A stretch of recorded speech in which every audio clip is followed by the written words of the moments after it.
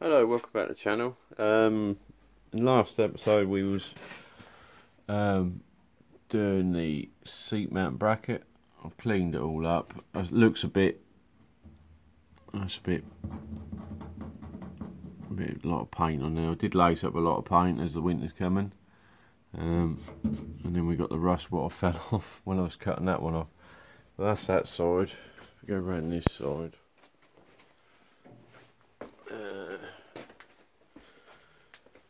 As you can see, she's all cleaned up now. Drilled that one out, ready to make the plate up for that one.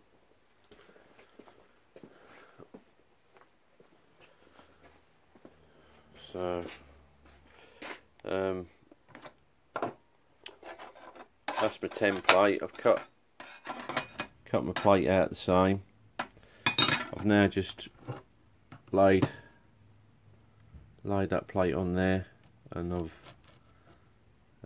marked round it in pencil. I don't know if you can see it, just like that, so I can see roughly where I've got to bend it.